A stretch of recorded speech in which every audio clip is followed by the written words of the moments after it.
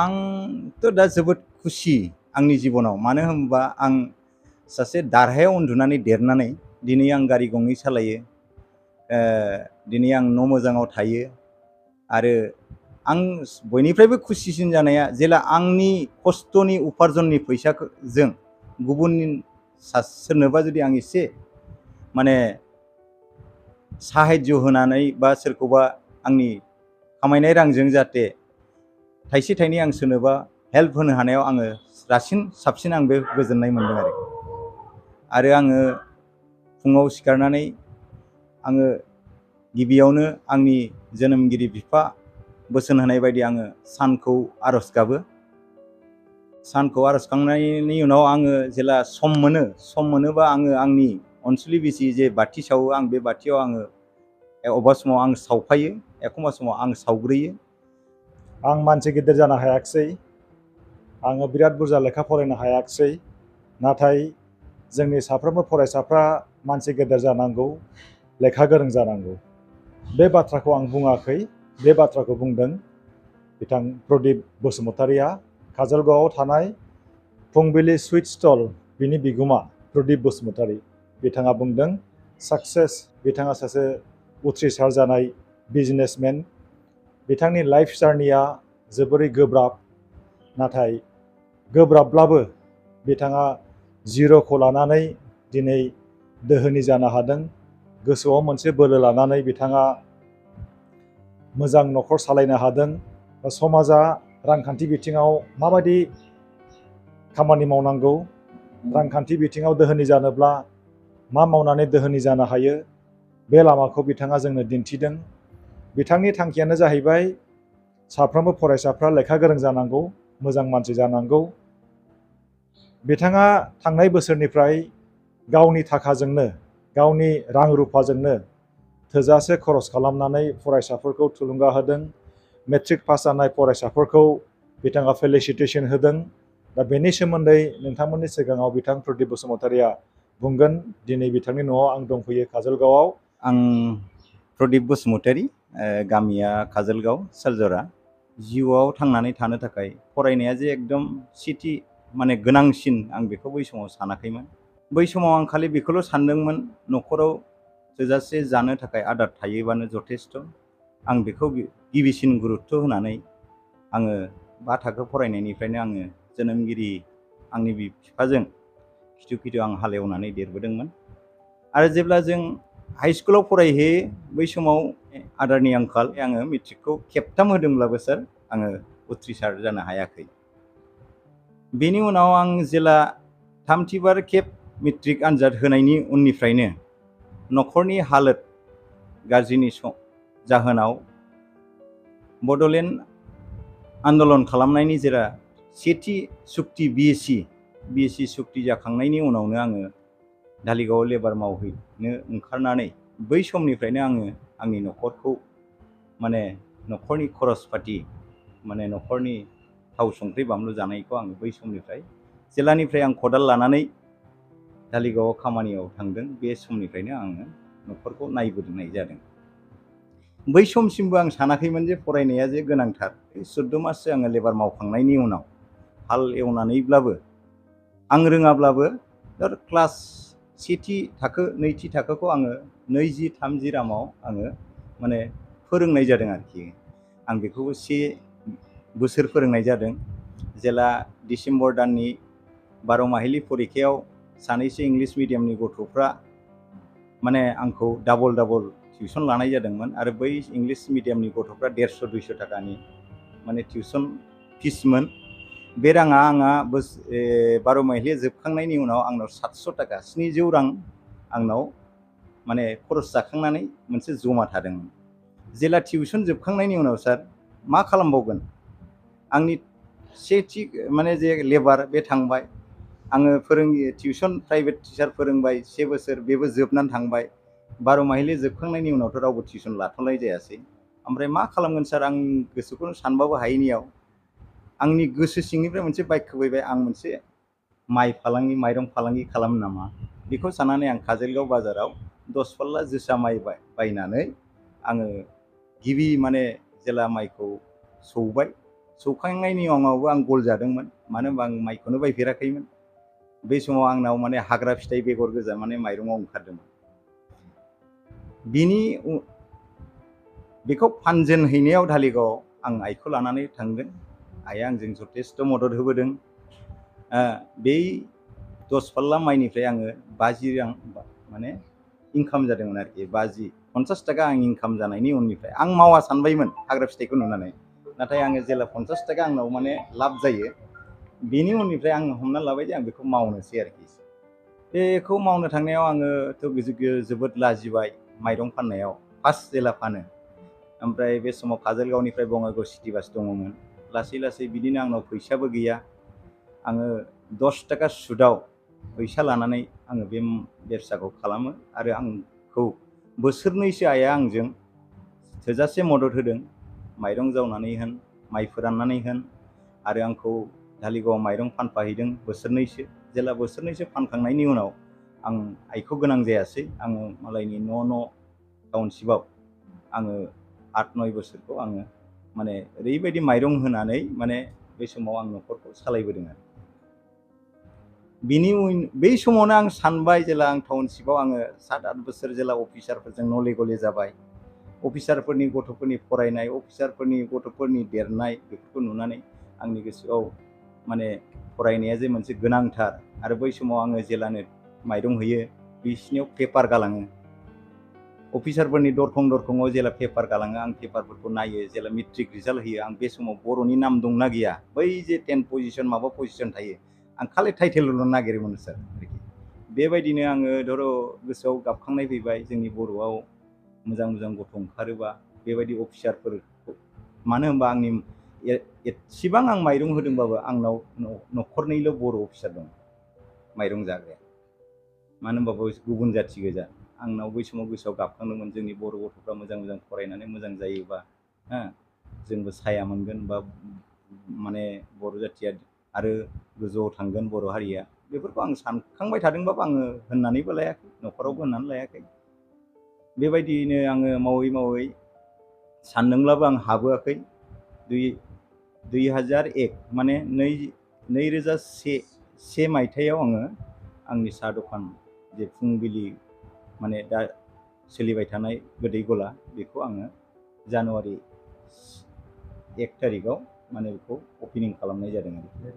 2001 1 जानुवारियाव आं फुजा होदों काजलगावआव, बेंटल लामायाव थानाय। बै समावथ' बेंटल लामाया जोबोद गाज्रिमोन, आरो आंनि दखानानो बुंनो थाङोबा साहाथिं जोबथारनाय दखानमोन। बिनि उनावथ' दखान पावार गैयामोन काजलगावआव।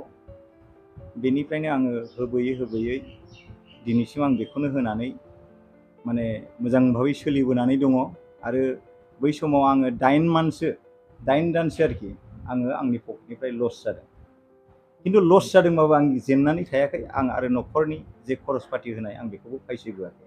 आङो रिन दाहार लानानै, मालायनाव सुद लानानै आङो 8 माससोखौ आं होनानै, बिनि उनाव आङो लासै लासै सोलिबोदों। बिनि उनाव जेला 2003 मायथाइयाव BTC एकर्डआ जाखांनायनि उनाव आंनि दखाननि आफाङावनो जेला DC अफिसखौ गायसनफैयो, अपेनिं DC अफिसनिफ्रायनो आं गोदै हरनानै, साहा हरनायनि उननिफ्रायनो आंनि दखाना माने इसोरनि अननाय, मानसिनि अननायाव दिनैसिम मोजाङैनो सोलिनानै दङ सार। दिनैसिम नोंथाङा बेसेबां दखान खुलिखो, आरो बे दखानाव नोंथाङा साबेसे मानसिखौ लाखिनानै साख्रि होनो हाबोखो?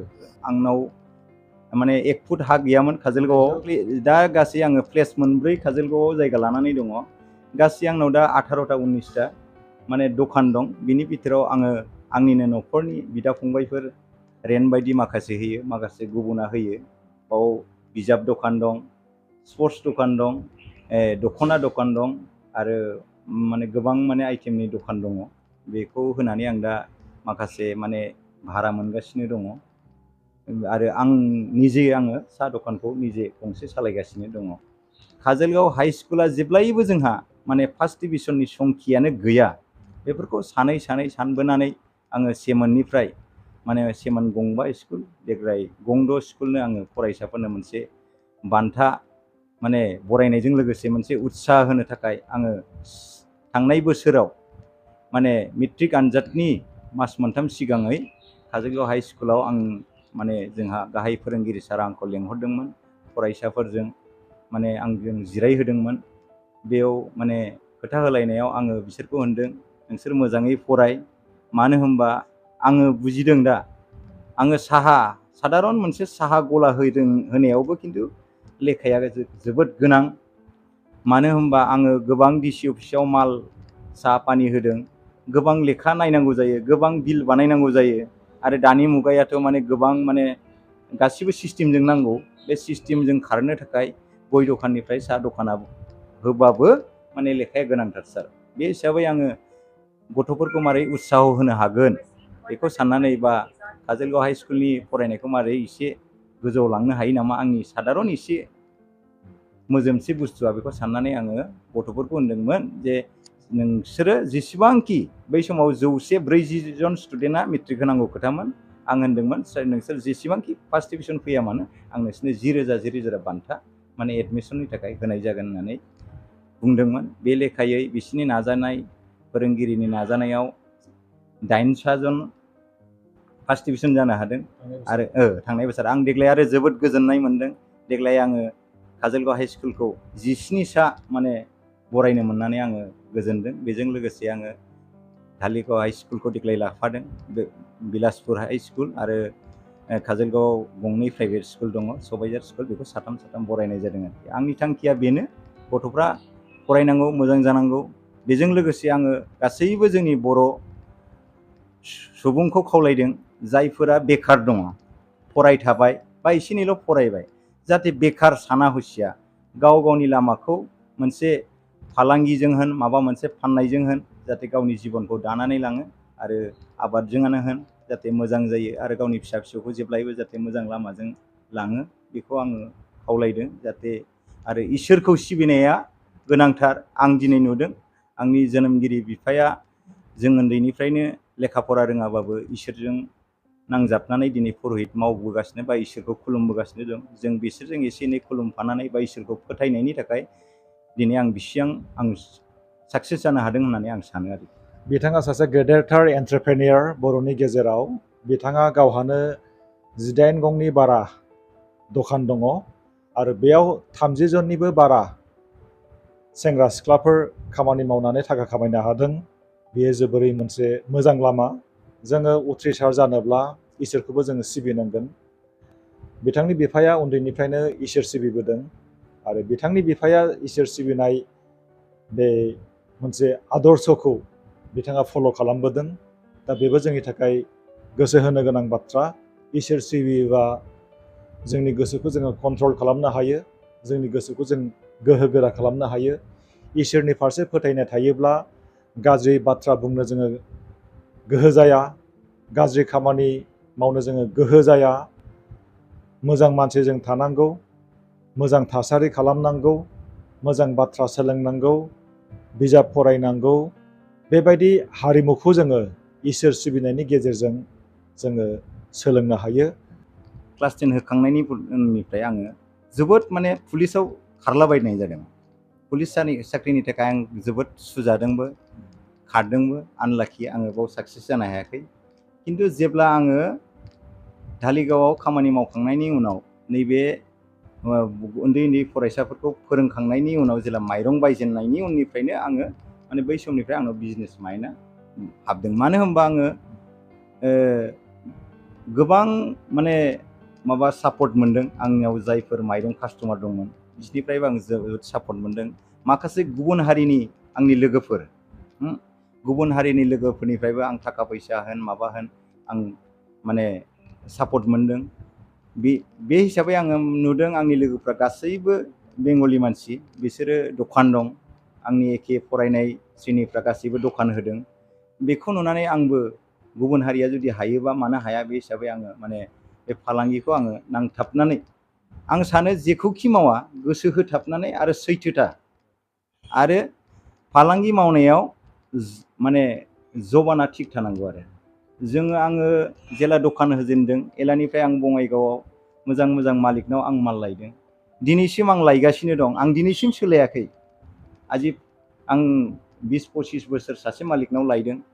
माने जेला मोनसे माने बडिजों बा मालिकजों मोजां सोमोन्दो थायो बा बै समाव थाखा फैसानि गोनांथि फैया।